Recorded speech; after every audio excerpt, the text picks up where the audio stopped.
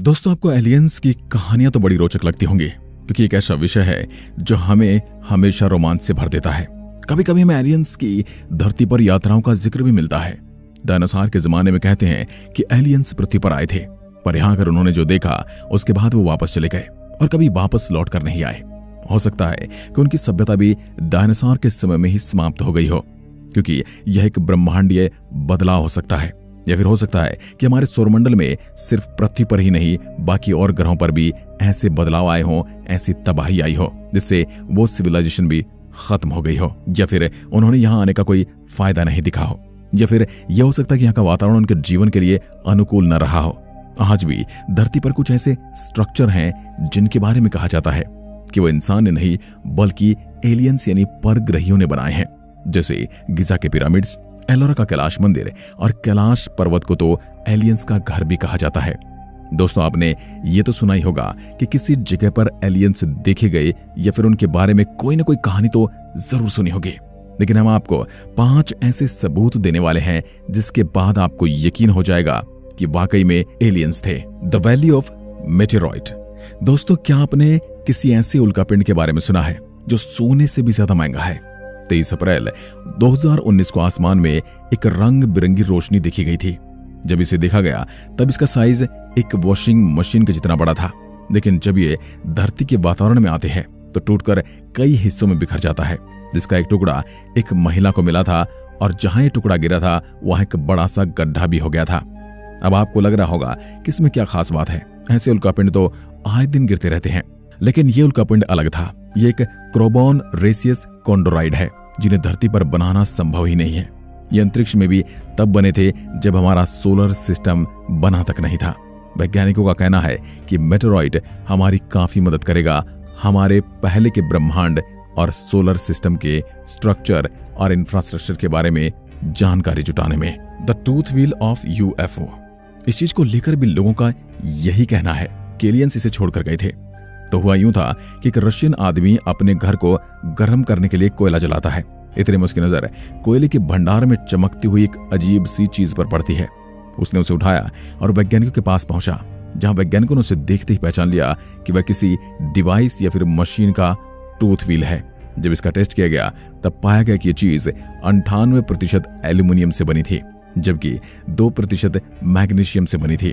अब जब इंसानों को पहली बार एल्यूमिनियम 1825 में मिला था, लेकिन ये चीज तो 300 मिलियन साल यानी कि 30 करोड़ साल पुराना था। अब ये कैसे संभव हो सकता है? कमाल की बात यह है कि वैज्ञानिक अब तक इस टुकड़े से जुड़ी जानकारी पता ही नहीं कर पाए हैं। Alien spacecraft. 2017 में हवाई का एक आदमी जब अपने टेलीस्कोप से आसमान में देखता है तब उसे एक अजीब चीज दिखाई देती है। ये चीज बड़ी तेज रफ्तार से सोलर सिस्टम से बाहर जा रही थी।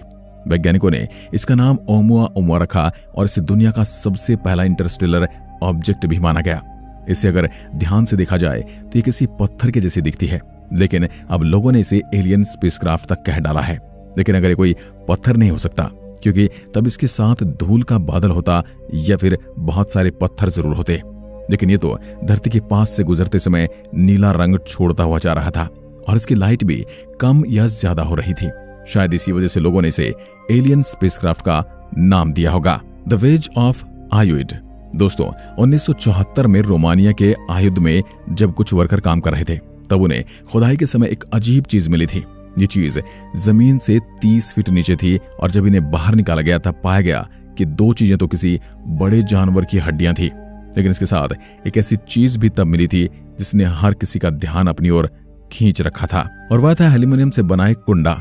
इसमें हैरान करने वाली बात तो यह कि एल्यूमिनियम को पहली बार 1825 में खोजा गया था, तो वो कुंडा जो मिला था वह 11,000 साल पुराना था, जो अपने आप में हैरान करने वाली बात थी। ये दोनों टाइम पीरियड एक दूसरे से काफी अलग थे। अब आप सोचिए, जब इंसानों को एल्यूमिनियम 200 साल पहले ही मिला था, तब 11,000 साल पहले कोई चीज एल्यूमिनियम से कैसे बनाई जा सकती है? वहीं एक इंजीनियर ने इस चीज को लेकर बताया कि वह ठीक किसी लैंडिंग गियर में लगने वाले पुर्जों की तरह है।